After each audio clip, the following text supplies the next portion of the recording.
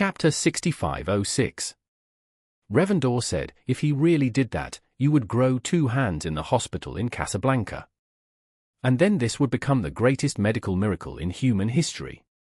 Enough to shock the medical community all over the world. All surgeons, and even all doctors and scientists in the world would probably go to Casablanca to see how you regenerate your severed limbs. Maybe the Americans would secretly take you to the United States for research. By then, the whole world would know about the existence of monks and pills. And even the world's dignitaries, and even those warlords with heavy troops would fight for this pill at all costs. Do you think he would take such a big risk just to tease you? John came back to his senses and immediately said, Grandpa is right. So, the best shelter for my grandson is the hospital. In this case, I will go now. Revendor said, Go, you have suffered a lot these days. And your body must have been greatly damaged. You should rest assured to recover in the hospital recently. I will notify your brother and ask him to find a way to take you back when the time is right. If the time is not right in a short time, you don't have to worry. Just stay in the hospital. Okay. John nodded and said, Grandson understands. Okay. Revendor said, Go quickly. After John hung up the phone, he used his feet to stuff his severed left hand into Chavrin's clothes.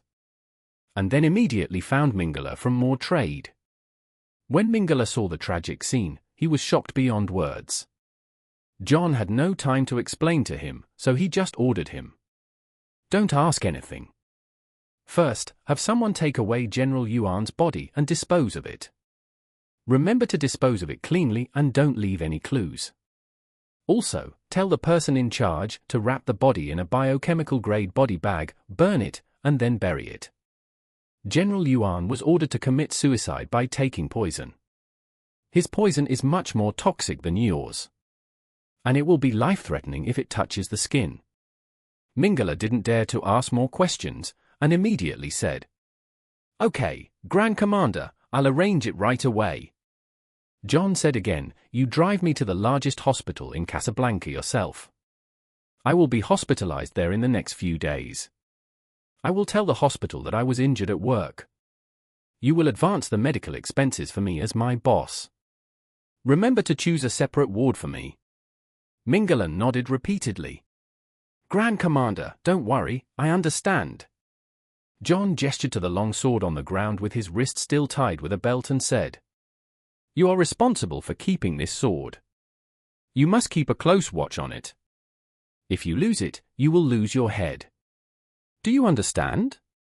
Mingala was startled and quickly said, I understand. That night, the largest hospital in Casablanca admitted a seriously injured person. The injured person lost both hands in the accident. According to him, both hands had been crushed into meat residue by the machine. And there was no possibility of reattachment. In view of his serious injury, the doctor immediately treated his wound and gave him a blood transfusion and anti-inflammatory drugs to avoid wound infection. Although this kind of injury is impossible to recover completely. After all, he lost too much blood and had a large wound. So the doctor naturally admitted him to the hospital for treatment. Fortunately, his boss was very conscientious and spent money to get him a private ward with the best conditions. John, lying on the hospital bed, finally breathed a sigh of relief. Although both his hands were gone. He also knew that his bad luck had come to an end. At this time, the culprit, Charlie, had already left Casablanca with Duncan by boat and headed for Spain across the strait.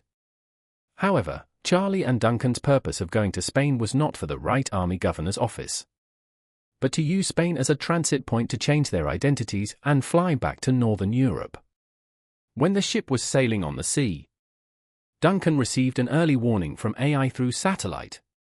He said to Charlie, Mr. Wade, Ari found John's traces in a vending machine in a hospital in Casablanca through the face recognition system, and took a clear image of his missing hands.